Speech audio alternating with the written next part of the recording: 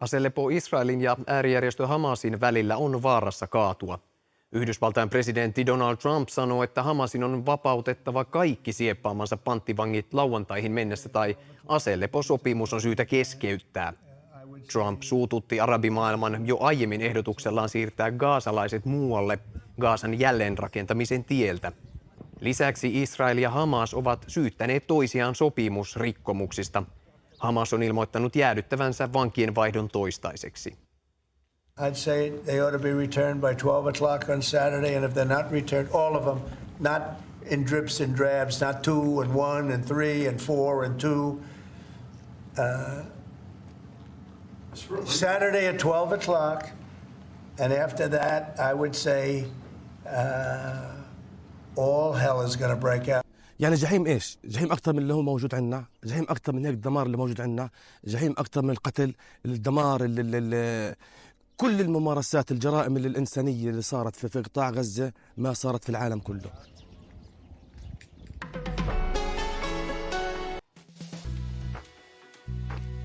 Helvetti pääsee irti, jos terroristijärjestö Hamas ei vapauta kaikkia israelilaisia panttivankeja ensi lauantain puolenpäivään mennessä. There is nothing to buy. It's Gaza. It's a war-torn area. We're going to take it. We're going to hold it. We're going to cherish it. We're going to get it going eventually where a lot of jobs are going to be created for the people in the Middle East.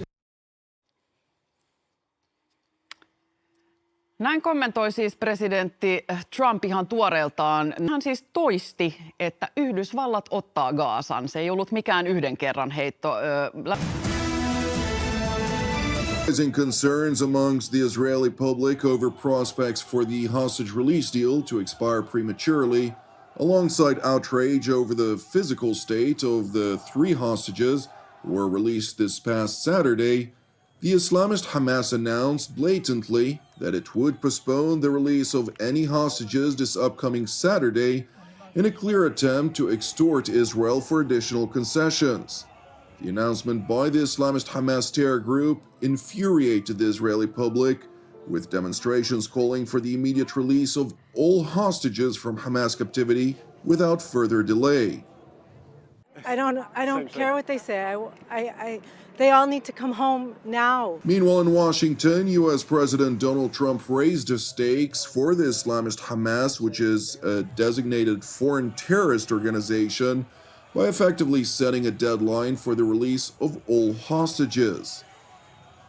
Well, I would say this, and I'm going to let that be because that's Israel's decision, but as far as I'm concerned, if all of the hostages aren't returned by Saturday at 12 o'clock, I think it's an appropriate time.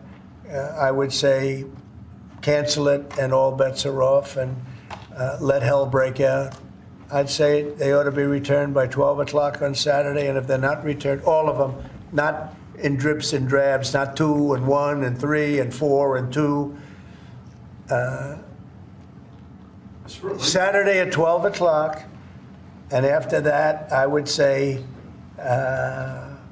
all hell is going to break out. And I don't think they're going to do it. I think a lot of them are dead. I think a lot of the hostages are dead. I think it's a great human tragedy what's happened.